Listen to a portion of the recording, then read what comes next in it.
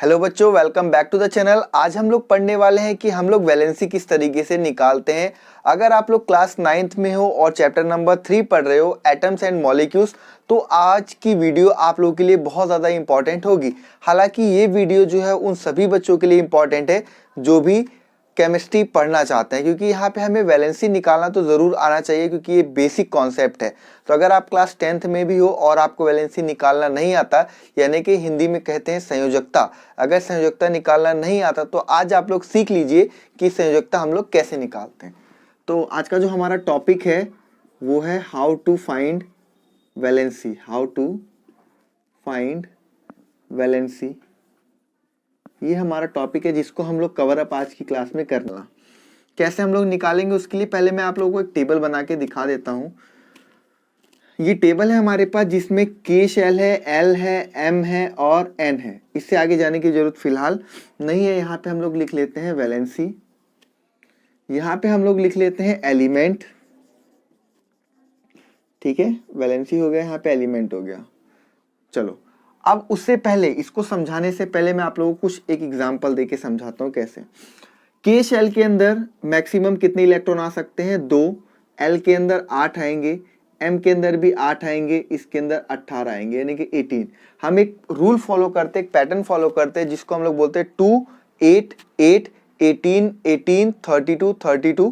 ठीक है, यही पैटर्न जो है वो फॉलो होता है और इसी के अकॉर्डिंग जो है वो इलेक्ट्रॉन्स फिल करे जाते हैं। हालांकि आप लोग अभी 9th क्लास में हो तो आपका जहां तक M तक काम बन जाएगा और मैक्सिमम किसी किसी कंपाउंड में, किसी किसी एलिमेंट में आप लोगों को N तक भी जाना पड़ सकता है। ठीक है, चलो एग्जाम्पल लेता हूँ, समझाता हूँ। जैसे हाइड्रोजन एलिमेंट है आपका, हाइड्रोजन का एटॉमिक नंबर कितना है? 1 है।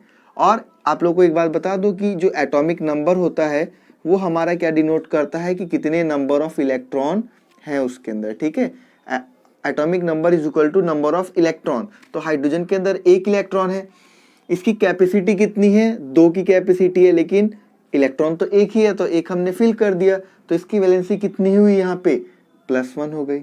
अब आप ये सोचोगे, अभी देखो, अभी धीरे धीरे समझ में आएगा, आपको लगेगा सर ने +1 क्यों लगाया, या फिर के जो है आगे वैलेंसी क्या हुई, माइनस क्यों लगेगा, कैसे लगेगा, वो सब समझाऊंगा, समझना खाली। लिथियम की अगर मैं बात करता हूँ, हाइड्रोजन हीलियम लिथियम, लिथियम का एटॉमिक नंबर होता है 3। तो पहले शेल में मैक्सिमम कितने इलेक्ट्रॉन आ सकते हैं? 2। अगले वाले में कितना आ जाएगा? 1। तो आउटर मोस्ट शेल में कितना इलेक्ट्रॉन है? 1। तो इसकी वैलेंसी हो जाएगी +1। ठीक है, यहाँ पे हम 2 कॉन्सेप्ट लेकर चलते हैं। कौन से 2 कॉन्सेप्ट? एक तो होता है हाफ फील्ड का कॉन्सेप्ट, एक होता है फुली फील्ड का कॉन्सेप्ट। ठीक है, फुली फील्ड। अब ये हाफ फील्ड और फुली फील्ड का कॉन्सेप्ट है क्या? जैसे एग्जांपल समझो। ठीक है, यहाँ पे ये 2 बहनें हैं। ठीक है, ये 2 बहनें हैं, या तो ये समझ लो कि आपके घर में आप 2 बहनें हो। ठीक है, आपके पापा कोई चीज लेकर आते हैं। ठीक है, कोई चीज लेकर आते हैं और वो चीज जो है, मतलब मान लिया कि हम 8 चॉकलेट लेकर आपके पापा आए, है ना। अब 8 चॉकलेट लेकर आए, आपकी सिस्टर को जो है वो 5 चॉकलेट दे दी और आपको 3 ही दी, तो क्या आप इस बात पे संतुष्ट रहोगे? जाहिर सी बात है, हो सकता है अगर सभ्य हो, समझदार हो तो संतुष्ट रह लोगे, लेकिन अगर बचपना है तो संतुष्ट कोई भी बच्चा नहीं रहेगा। वहां पे क्या करेगा? लड़ाई करेगा, यानी कि अनस्टेबिलिटी क्रिएट हो जाएगी कि उसको 5 क्यों दे दिए, मुझे 3 ही क्यों दिए, है ना, ये रीजन होगा। अगर उसको 6 दे दिए जाते, आपको 2 दिए जाते हैं, तब भी आप लड़ोगे, या तो कहोगे कि सारा का सारा उठा के उन्हें दे दो, है ना, मेरे पास, मुझे एक भी मत दो, मीन्स उसी को फुलफिल कर दो, मुझे एक भी मत दो, तब आप संतुष्ट हो, मतलब स्टेबल हो जाओगे। या फिर कि ये कह सकते हो कि जितने उसको दिए हैं उतने ही मुझे भी चाहिए, मतलब अगर उसको 4 मिले हैं तो 4 मुझे भी चाहिए। ठीक है, एक तो ये एग्जाम्पल था, इस केस में भी क्या हो जाओगे? संतुष्ट हो जाओगे। ठीक, दूसरा एग्जाम्पल इस तरीके से समझो। मान लिया कि कोई एक चीज है जो कि 8 रुपए की आती है। ठीक है, एक बच्चा है, उसके पास जो है वो कितने रुपए हैं? 1 रुपए है। कितना रुपया है? 1 रुपया। और दूसरे वाले बच्चे के पास कितने रुपए हैं? 7 रुपए। ठीक, अब इसके पास तो ये 1 रुपए किसी काम के नहीं है। अगर कोई चीज 8 रुपए की आती है, आप ये मान के चलो आपके पास 1 रुपए हैं, तो आपके वो 1 रुपए किस काम के?